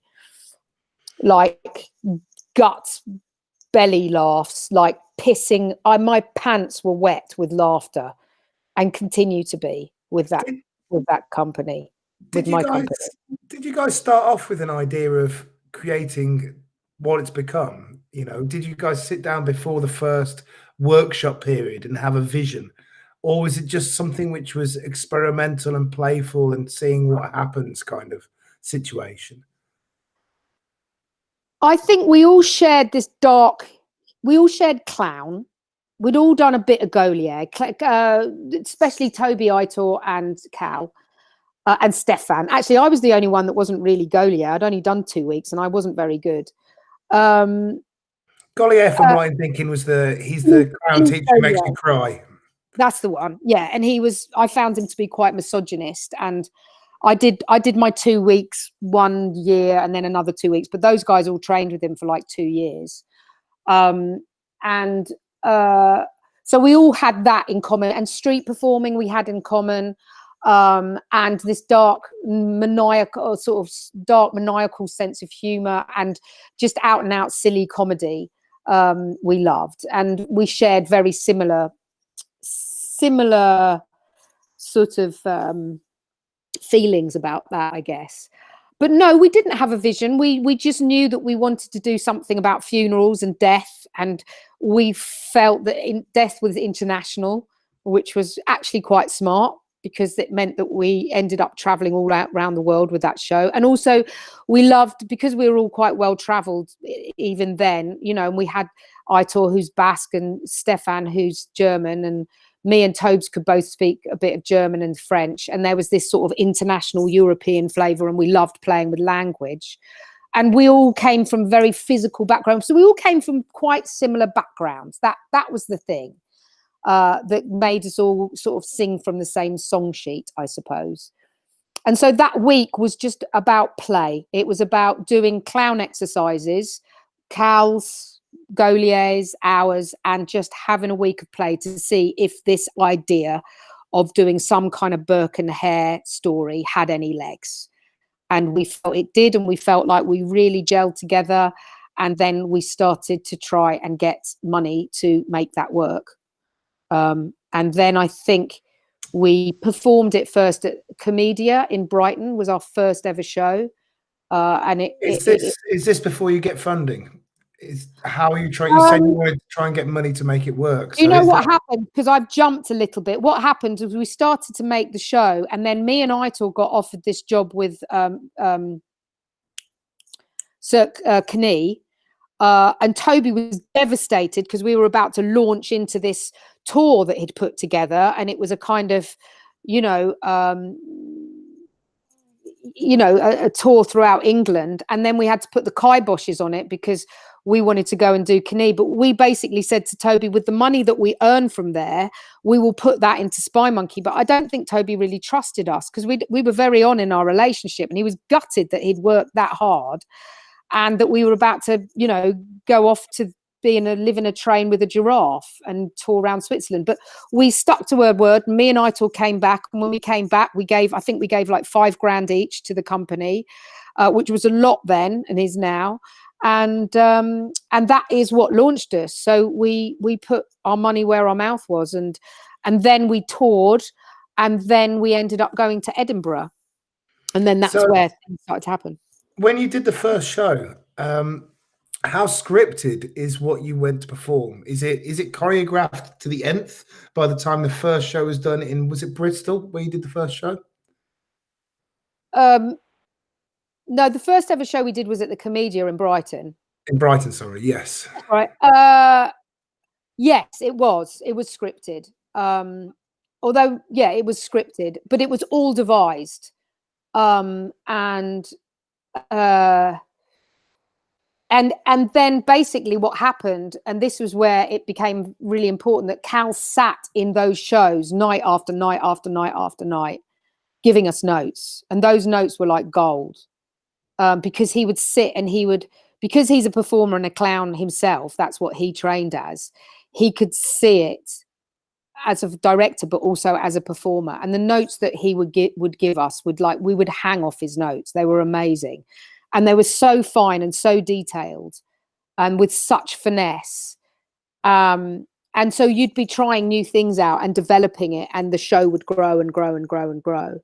So there was space for experimentation in the show. Was the experimentation sort of established before you went to work? Did you sit together after the show and go, right, this is going to go in, this is going to come out? So we would do the shows, we'd throw them out there, in its rough sort of form in the early days, and Cal would watch, and then he would give us the notes, and then we'd put them in the show the next day. We didn't really rehearse them in, we would just do it. And then the show would grow. And Cal basically stuck with us, not only for Stiff, but also for Cooped, and sat in that audience so many times, nurturing our performances, our shows, our clown, that is where I would say, the skill for me really started to grow and come into its own and make sense, I suppose. That's where things started to make sense for me. And how you started to understand what you were doing out there. Yeah. And the genius of, if you just turn it to one tiny detail or change one tiny word or look in slightly different way, that can go from a moderate laughter to a massive belly laugh, or hold that moment, have the balls basically to hold that moment, do something that they might not necessarily laugh at, but it's a banker for later on. And the skill behind all of that carefully crafted sort of work, and having the sort of insight to know it's all right, you might not get the laugh now, but you will get it further down the line, because we were all a bit laughter whores. You're trying to get everything now instead of establishing the moment. And I think that was a big thing that I learned. And that was such a big thing that I learned with Cal and with SpyMonkey, is don't go for the laugh, play real, be honest, play for real, don't go for the laugh, because then, and that's what I see, and sometimes things that make me cringe, where I see people trying too hard to get laughter, where the beauty of it is just when it happens naturally, and also with the clown, that you don't know why you're being funny, you just actually don't know why people are laughing, and that is the most beautiful laughter, when you have no idea why people are laughing, but you're loving it. You're laughing people, not laughing with you, but laughing at you, that you're open and generous enough to let that happen. And that's where it's gold. This is great. So you say the success hit when you went to Edinburgh. Yeah. And that was everybody wants a success when they go to Edinburgh, because you've worked so hard and spent so much money. But we were all kind of like, we didn't know. We knew that the show was working and people were liking it, because we'd done some previews beforehand. But we just did that thing where we were a new company. We were in the chaplaincy, I think, in Edinburgh, part of the Pleasance. And we got, those banging reviews, those banging 4, 5 stars reviews quite early on. And then the show started selling out. And then it was also, what we didn't realize was that it was a British Council year. And that meant that the British Council came to see us. And then we had no idea about that. And then they picked us up, and then we basically toured with that show all over the world for years and years and years and years. But we had no idea. And also what we didn't have any idea about is the fact that why it works so well is because there was language, but it was German, it was French, it was Spanish, it was English, and it was very, very physical. So it wasn't, and it was international, it was death. So it tuned in with everybody. You didn't have to necessarily understand the language. So we were, yeah, it was classic right time, right place, right show. It sounds like you're incredibly accessible. And I think that's one of the things we see street shows a lot. The reason street shows end up being so simple is this need to be accessible, because you have to get lots and lots of people to understand what you're saying and doing instantly in that moment. Yeah. You know? Yeah. And so you say the British Council, you said, was at Edinburgh that year. And from that, you toured all over the world. Yeah, they come every 2 years, and they do a showcase 1 year, and then they come and scout the next year. And yeah, we got picked up by the British Council, and then we just had this fabulous sort of tours put together by the British Council all over the place, doing our show, touring all over and getting treated very, very well. And it was wonderful. And while we were doing that show, we started working on our next show, Cooped, which was also with Cal and with Lucy. So how was the group when you finished the Edinburgh run? Did you know you guys had got picked up? Were you elated? Were you thinking, this is us, we're going to be doing this the rest of our lives? Yeah, we were riding a golden wave, definitely. And we had, I guess we had lots and lots of success, and people, I think what was really nice for us is it was amazing that the audience liked it. But I think what really made us so happy, and still does now, is lots of performers that like us, like our work. And, you know, that for me was a real kind of nod and an honor that other performers, going to say, dug what we did.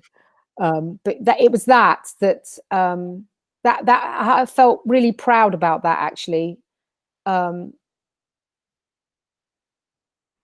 Yeah. So going around the world, when you went around the world after Edinburgh, was this the next year? Was this a few months later? Were you told at the end of Edinburgh that this was going to happen? Pretty much, I think we were picked up, and gigs sort of happened quite quickly after that. Is it like a movie? Is the guy with a big cigar that says, right, we're going to have you here, here, and here, and then you're flown away? No. No, Toby became very early on the kind of actor manager, the Edward Keane of the company. He was very well placed for that because he's very, very bright and very smart and very clever. And he kind of was the go-between between the venues. And I think we did have we did have a manager. I think it was Martin Sutherland. Martin Sutherland was our manager at the time, I believe, or picked us up then. And so there was lots of liaising going on. But yeah, basically we would just, you know, a whole tour plan would appear, and people would say, well, this is where you're going, and you're going to be out in this theatre for this set of time. And the British Council actually put the whole plan together over a period of quite a few years, actually, and sorted out all the hotels and sorted out all the travel and, you know, all of that kind of stuff. So it was a very nice way to start. You know, I do sometimes wonder if we had not had such a success, if we'd still have, you know, carried on doing it, because it was such a struggle. I remember, you know, I think we'd worked for 2 years, 3 years solid with SpyMonkey, and, you know, didn't have a paycheck to show. I remember there's a picture of me and Itor with our first £250 check, you know, and there's so long that you can keep going like that. So when I think you worked for 2 years, in the stories I heard, I imagined you did the same year you did the first gig in Brighton, and then you went to Edinburgh, and, you know, it blew up. No, so I think it was about a year, because then between that we went, me and Itor went off and did Canee. Yeah, and so were you doing lots of little gigs then? We did lots of little UK kind of regional gigs before Edinburgh, with the lead up to going to Edinburgh. And then we crashed out of Edinburgh because me and Itor decided that we were going to jump ship and go and do Knee. So it's the year after that the success happened in Edinburgh. And what was the feeling like, just before we go on to the success, what was the feeling like doing the little clubs? Did you feel like you guys were struggling? Were you waiting for someone to notice you? What was the feeling in the group at that time? Do you know, we were having such fun together that even when there was like 5 people in the show, I remember there was one show that we did, and my sister was in the crowd of about 6 people, and I had a wig on that was exactly like my sister, or this orange wig, and I remember seeing her and I had to do this makeup scene, but it was like, it didn't matter. It was, we were having such fun in the show and such fun together, and we would do these theatres that were literally falling apart, like, you know, some of the lights were like held up with string, but there was something so charming about it. And that, you know, for me, it is the theatre and it is the work, but it's also the journey. It's also the life behind all of that and the stories behind all of that. And we were just having so much fun together. And yes, it was hard. We were touring in a hearse as well at the time, a 1960s hearse with Stiff written on the side of it. And our manager's number, who told us to very quickly take it off because he kept getting all these complaints, because we'd literally get trapped in like real funeral processions. One time we got trapped in a real funeral procession with Stiff written on the side. And it was those things that made it like so beautiful and so unique and so original and so kind of our little journey. And how did that change then? How did that change with success then? So you're touring around now in hotels and you're getting flown everywhere. So is the adventure still going? Yeah, totally still going. It's just a bit more glamorous, I suppose, you know, a bit more glamorous, a bit more money. You know, you feel good. But we felt good when we were doing the little tiny ones as well. I mean, it was just as beautiful and charming in a very different way. And there's, you know, there's such camaraderie between the 4 of us. It didn't matter where we were, even if it was just awful and the gig was awful and we were dying on our arse, we would just have so much fun, laughing in the face of pain. You know, of course there's a difference, you know, I'm not going to lie. There's, you know, when you feel like, oh yeah, we're starting to get recognized for what we're doing now, and there's a real buzz with that. There's a huge buzz with it. But, you know, now I look back at it, there's also a huge buzz with just starting out as well. And, you know, everything's new and everything's exciting. So what was the second show like then? You've had success with Stiff. Was there pressure? Did you guys feel a pressure to recreate the magic, so to speak? Or were you guys just still having fun? I don't think we really felt the pressure. I think we just wanted to have fun again and do a very different show and take it to the next level, be even more physical.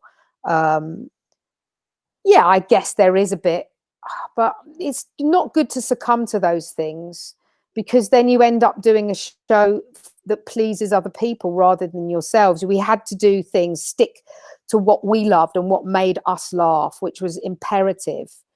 And if other people found that funny, fantastic, but you have to stick to what you love rather than thinking, oh, you know, we've got to make a more successful show than Stiff. You know, we just hoped that people would like this show as much. And in some ways they did, and in some ways they didn't. Stiff is still the show that everyone kind of loves, but Cooped also had its own success as well in a different way.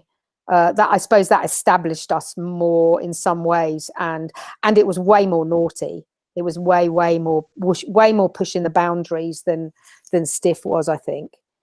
Did you feel like you were given warrant to do that because you'd had the success with Stiff? Perhaps. I think it's how we start our shows. Is Cal would say to us, "What's the thing that you've always wanted to do on stage? Because you can do it." Whatever you've wanted to do on stage, you can do it. And but at the time I wanted to be naked. I love being naked. And I thought, oh, I want to be naked. Love being naked. So that's how that kind of happened, really. And it was really excruciating when we first started rehearsing naked. It was really embarrassing. And I remember hiding behind a curtain, and then slowly we'd sort of get more and more used to it. But it actually, I remember Cal saying, this is too powerful. It's not funny. It's just too powerful. It's like, where do you go when you get naked? That's it. So we had to really, really think about how we got our bodies out and in what way. And it was all, again, all very carefully thought about and crafted. And but I just like the freedom of being naked. I still do. If I can get naked, I'm not going to do it now because I did think about it, but I just love the freedom of being naked. And I think bodies are very funny and delightful and vulnerable. But you talked about this thing about it being too powerful, which is interesting because the audience will be moved in a way of discomfort or anxiety or just, you know, shock or pleasure or what it's something which puts people in a different state. Taking your clothes off, it sets a different tone, doesn't it? Yeah, I think it's because it's so vulnerable making. It's like singing in a different way is very vulnerable making. You see the humanity of someone, and my God, you see the humanity of someone when they're naked. You see them. There's nowhere you can hide. And there's not anything particularly at the time when we first started doing it and playing with that idea, there wasn't anything. It's like, how do we make this funny? And that was a real struggle about how we make the naked body funny. And it's also, it seems quite difficult to workshop between each other to make something funny without necessarily having an audience there to laugh at it, to give you the cues and the hints of what would be funny in that situation. Well, that's the thing, is we had Cal always obviously there, and we had Lucy, who when Lucy laughed, you knew about it. And Lucy also has an extremely acerbic sense of humor. So you knew you were onto something when you got her cackling. Although she would laugh at all of our failures and mistakes, which was brilliant. And then sometimes, you know, we'd have a few other people there. So there would always be, I would say, about 4 or 5 people, you know, when we were in rehearsals, because people used to come and sit in as well, which was really useful. Just give you a bit of feedback. Yeah. But I got used to silences. I got used to no laughter. I mean, it's still painful, but I got used to battling through that and battling through not being funny, and still am. I mean, that never goes, you know. I mean, when you say you battle through silences, is that because you do shows in front of some crowds that just wouldn't laugh, even if they were enjoying it, they clap at the end, they weren't expressing themselves in that way? No, I'm talking about shows where they not only didn't laugh, but they booed us on stage. That happened in Austria, in Linz, the Clowns Festival. They hated us. And that happened in Greece. They don't like us in Greece at all. Didn't happen in loads and loads of places, but it did happen. And then sometimes just in general, where you think, oh, this is always going to get a banker laugh, and then you play it wrong and you play it badly because, you know, I don't know, other people have this, but your mind starts playing tricks on you, and you're not in the moment, and you're going, oh, I'm going to say this line, and you say it wrong, and it's too knowing. Cal used to talk a lot about being too knowing and being too clever. And when that starts happening, you lose your audience, because you're not an idiot anymore. They're not laughing at you anymore or with you, because you're being too clever and too knowing. It's like, and audiences don't like that, especially when you're doing clown. So we're reaching 1 hour 45. So it's almost the end of the interview. Last 15 minutes. So just before we finish up, I want to touch on you working with Cirque. Yes. So you work with Cirque. What happened with that? I heard there was the funding was dropped, or there wasn't Arts Council funding for a tour, and so Cirque offered for you to come work with them. Am I right in thinking that? What happened briefly is Cal was working with this show, I think it was Varakai, and they really loved him and they wanted him to direct the next show. And he said, I want to do it with SpyMonkey. And then they came out to Edinburgh, the talent scouts or whatever they were, and they went, okay, yeah, we'll take those people on. And that's basically how it happened. So then we worked for in Zumanity, sadly just got closed because of COVID. And we worked with Cal and Lucy. We were like our own little SpyMonkey island, and we were the comedy link in the show Zumanity for 2 years, and that was our first Cirque du Soleil Las Vegas experience as SpyMonkey. Yeah, and that was during Cooped. So we just finished Cooped. And in fact, you were right, because what happened, we'd put our new show, Bless, out, and it didn't get any arts funding. So we thought, shall we struggle along and do a show without any arts funding and stay in England and do Bless? Or shall we go to Las Vegas and be with Cirque du Soleil? We went to Vegas. And did they give you the opportunity to write and construct your work in the same way as you guys had done for your other shows? Yes, up to a point, because as I say, we were on our own SpyMonkey island. We had our own rehearsal room that said clowns working, do not enter. Up to when we started then doing it in the shows, then everything changed and they started to become, what's a good word? More involved. They helped choreograph. They became slightly more, you do this because we're employing you and this is what we want you to do. So a lot of our material got kind of out the window, and then we had to do stuff that we didn't necessarily find that funny, but that's what they wanted. So it wasn't a match made in heaven, but it was an amazing experience, and I'm very thankful for that experience because it really gelled us as a company. And what came for the company after that then? Did you guys go and start creating more work and touring more work? Yeah, then we did a Cooped 2. So we revamped Cooped and added another half an hour to it. And then we started touring that, and we were getting bigger venues. We got approached by, I think, the Sydney Opera House then and Aspen Comedy Festival. And we were starting to get into the bigger, larger scale sort of tours. And we were getting more interest in America because of Cirque du Soleil. And then, we just carried on making new shows, started working with other directors as well. Worked with Emma Rice on Oedipusy and Jos Huben from Complicité on my memory's so bad. Whale show. What's the whale show that John Huston wrote? Moby Dick. Jesus Christ, my brain. Yeah. Has the dynamic ever changed? Is it still just like it was at the beginning? You guys enjoying having fun? In a way, the relationship of the clown relationship will never change, because Toby will always be the smart, good-looking, intelligent one, and he will always be the straight man, and Aitor will always be the idiot, and I will always be the girl.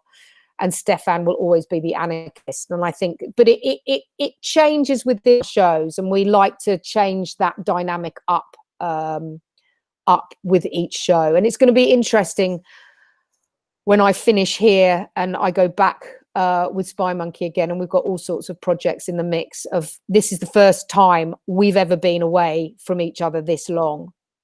Of that dynamic will still be the same, but it will be changed. It will be different, and especially because of this COVID experience as well. And we had been plotting like 3 years ago to do, and I never can say this right, the four horsemen of the apocalypse, the four horsemen of the apocalypse, of the four horsemen of the apocalypse. Anyway, that show, we'd been plotting to do that 3 or 4 years ago, and now more than ever we want to do that show. But by the time we do it, COVID will hopefully be over. But that's what we've sort of got in the mix about, and some other stuff as well. But when we do that, I don't know. Just don't know. But this is definitely the longest we've ever been away from each other and not worked together. And I miss them. Oh, it's just a great thing to listen to you talk about it and to feel like you formed a family. It sounds like that. It sounds like you guys were all really tight, and you've supported each other and worked happily for how many years now? 21 years. So I heard a lot of double acts, particularly double acts, talk about performing together as being a marriage. And so you've got a kind of performance orgy going on there for 21 years. Oh, yeah.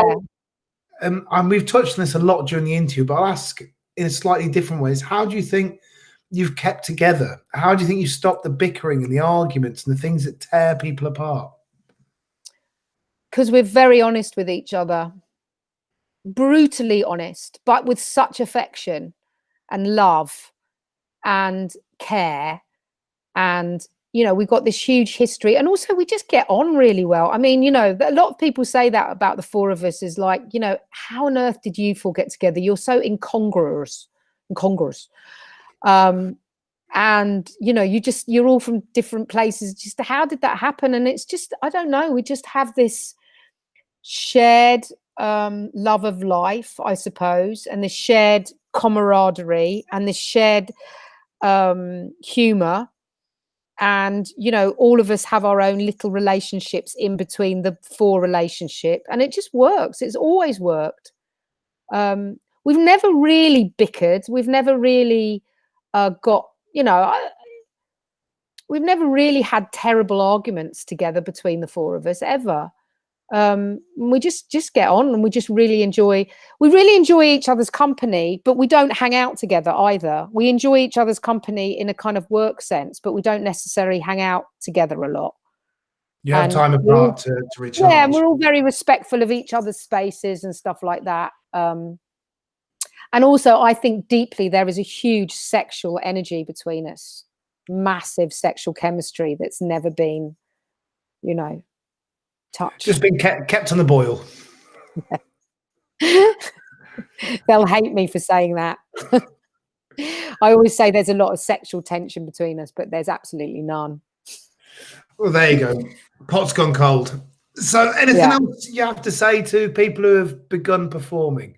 People who just are starting now, who are beginning their life as a performer? God, good luck.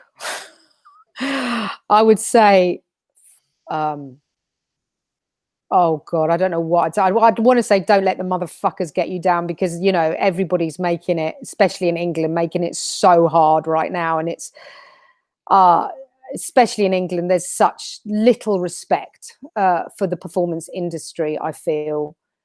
Which is gutting, absolutely gutting to me. And it's like COVID has magnified that.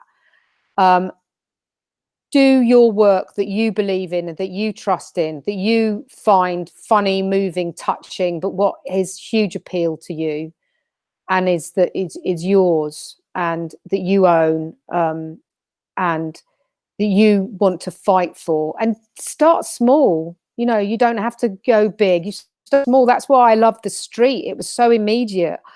I could test things out there and then on the street, which was the beauty of it. And you know, I think it's not for everybody, street performing, but you know, you can have an audience. You can do things to your friends. You can do things out on the street. You can, you know, there are audiences there, albeit now we're in COVID land. It's a bit more complicated. There's video, there's virals, there's, you know, just keep testing yourself, and don't be afraid. I would say, don't be scared. What have you got to lose? Or what have you got to lose? Yeah. There you go, mate. Thank you for your time, mate. It's been an absolute joy. Is there anything else? So just before we go, David Castle, Fergus Aiken, Patricia Martinelli, Mandy Ollis, Peter Shub, Paddy Bramwells and Lee Ross have all come through the chat to say hello. Is there anything you want to say to all your friends that have been watching? Oh, hello, everybody. And I just want to say, I hope you're all right and coping with all this shit that's going on right now. It's fucking horrible. And my heart goes out to everybody. And yeah, we'll meet some sunny day somewhere again. How, I don't know, but we will. And things will be better. And look after yourselves. Keep sweet. Cool. So everybody, thank you for watching. Thank you, Petra. It's been an absolute pleasure. It really has. I've enjoyed listening to you so much, mate. It's been an amazing story. Brian Reed says hi just as we're leaving. So everybody, from me, goodbye. Petra. Goodbye. Goodbye. Thank you.